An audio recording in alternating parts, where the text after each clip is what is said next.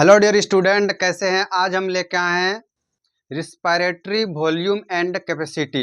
Volume क्या होता है कि जैसे हम लोग किसी बर्तन में पानी रखे 1 लीटर 2 लीटर 3 लीटर कुछ भी पानी रखे तो ये वॉल्यूम होता है। तो उसी तरह जब हम लोग गैसेस का एक्सचेंज करते हैं, इंस्पायर जैसे किए हम लोग सांस लिए, तो सांस लेने के बाद क्या होता है कि जो ऑक्सीजन है और जो एयर है वह जाके कहाँ जमा होगा, हमारे लंग्स में जमा होता है।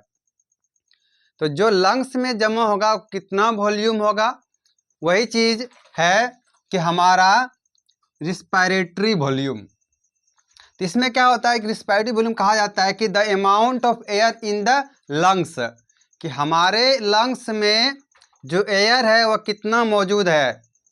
जिसे इनहेल किए हम, इनहेल करने के बाद मान लीजिए हमारे लंग्स का जो वॉल्यूम हो गया एयर का, वो हो गया 1 लीटर 2 लीटर कुछ भी हो सकता है। अगर हम जोर से सांस लिए तो ज़्यादा वॉल्यूम हो जाएगा। सबसे पहला है टाइडल वॉल्यूम, जिसको हम लोग टीवी भी बोलते हैं। टाइडल वॉल्यूम किसको कहते हैं कि जब हम लोग इंस्पायर करते हैं, मतलब सांस लिए और सांस छोड़े, ये नॉर्मल वाला बता रहे हैं कि जब हम लोग नॉर्मल सांस लेते हैं और छोड़ते हैं वो क्या कहलाता है, हमारा टीबी, जिसको हम लोग बोलते हैं टाइडल वॉल्यूम। जिसका वॉल्यूम कितना होगा, 500 ml होता है। मतलब क्या, हम लोग सांस लिए तो कितना ml लिए, 500 ml, और उधर से छोड़े जब ऑक्सीजन को, ये फिर रिलीज जो किए हम लोग एयर को, वो कितना था, अमाउंट 500 ml था। दूसरा है इंस्पायरेटरी रिजर्व वॉल्यूम, जिसको हम लोग IRV से भी डिनोट करते हैं। इंस्पायरेटरी रिजर्व वॉल्यूम कहता है कि it is the extra amount of air that can be inspired forcefully. यहाँ पे ध्यान दीजिएगा क्या बोला है कि हम लोग जो सांस ले रहे हैं, नॉर्मल सांस लिए फिर फोर्सफुल्ली जो सांस ले पा रहे हैं, उसी को कहते हैं इंस्पायरेटरी रिजर्व वॉल्यूम। तो इसका अमाउंट कितना होगा, 2500 से लेकर 3000 ml तक होता है। मतलब क्या, 2.5 से लेकर 3 लीटर तक इसका वेट होगा। इतना क्लियर हुआ। इस इंस्पायरेटरी रिजर्व वॉल्यूम में क्या होता है कि हम लोग जैसे सांस लिए, नॉर्मल सांस लेते हैं, नॉर्मल सांस लेने के बाद जो फोर्सफुल्ली फिर से सांस लेंगे और एक्स्ट्रा से, वही क्या कहलाएगा, इंस्पायरेटरी रिजर्व वॉल्यूम, जिसको हम लोग IRV से भी डिनोट करते हैं। ये सेकेंड भी क्लियर हो गया। तीसरा चलते हैं। तीसरा आता है एक्सपायरेटरी रिजर्व वॉल्यूम। जैसे कि हमारा इंस्पायरेटरी रिजर्व वॉल्यूम था, तो हम लोग के उसमें क्या कर रहे थे, सांस को अंदर लेके जा रहे थे, मतलब इंस्पायर किए। उसके बाद क्या आता है कि जब सांस लिए तो सांस को छोड़ना भी है, तो extra amount of that can expired, मतलब हम सांस छोड़ने के बाद जो जितना ताकत लगा के छोड़ सकते हैं, वही क्या कहलाता है, हमारा एक्सपायरेटरी रिजर्व वॉल्यूम।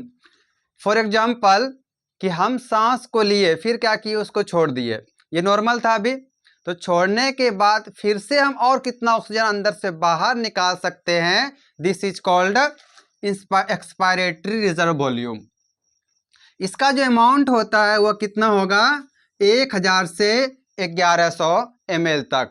लेकिन आपके मन में एक सवाल आया होगा कि जब हम लोग फोर्सफुल्ली एक्सपायर कर दिए, एयर को बाहर निकाले लंग्स से, क्या इस लंग्स के अंदर अभी भी कुछ बचा हुआ है। ये हमारा लंग्स है अभी, इसमें क्या किया, हम लोग सांस लिए, ठीक, सांस लेने के बाद इसको हम लोग बाहर निकाल दिए, आउटसाइड बॉडी से बाहर निकाले।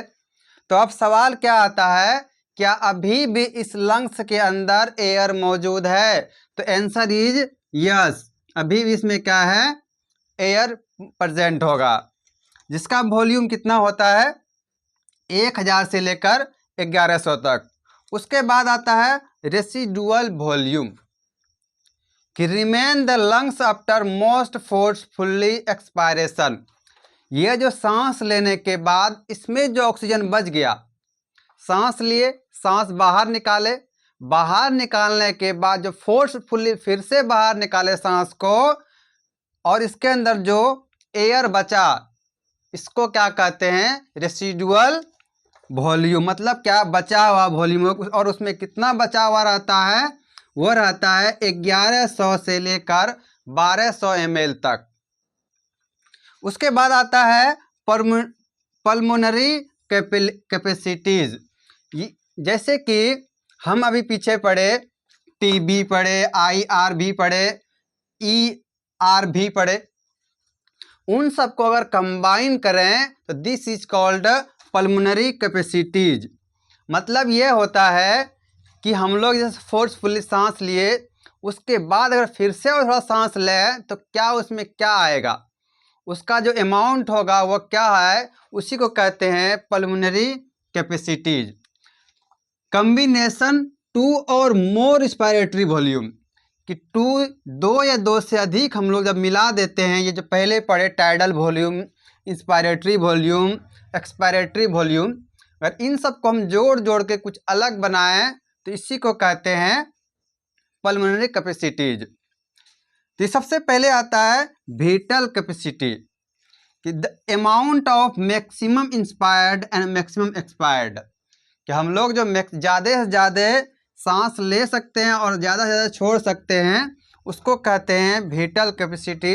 जैसे कि टीबी क्या है, टाइडल वॉल्यूम है, प्लस क्या है, रेसिडुअल वॉल्यूम है, प्लस एक्सपायरेटरी रिजर्व वॉल्यूम। इतना क्लियर हुआ। जिसका अमाउंट क्या होगा, 3000 से लेकर 5000 ml तक होता है।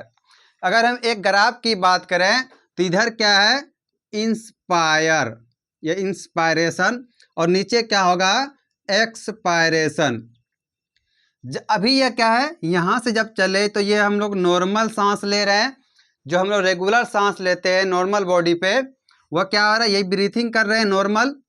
फिर अचानक से क्या हुआ, हम फोर्सफुली इंस्पायर किए तो ये ग्राफ क्या हुआ, ऊपर की ओर जाएगा। हम लोग अगर नॉर्मल ब्रीथ किए और नॉर्मल ब्रीथ के बाद फोर्सफुली जो ब्रीथ कर रहे हैं तो ये ग्राफ क्या हो रहा है, ऊपर जा रहा है। और फिर फोर्सफुली अगर रिलीज करेंगे उस सांस को तो ये क्या होगा, ग्राफ नीचे की ओर जाएगा।